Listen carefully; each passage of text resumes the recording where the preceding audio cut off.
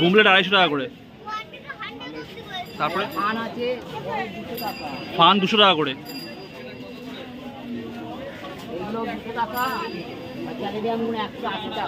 ক্যালিবিয়ামগুলো 180 টাকা। আর ওটা কি গাছ ছিল? ব্যাজলিয়ান 200 টাকা দাম। আর বলো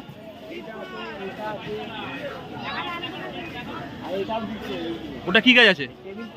টেবিল ফান 200 টাকা করে। কলম্বিয়া 250 টাকা করে। আর IB7 80 টাকা করে। এগুলো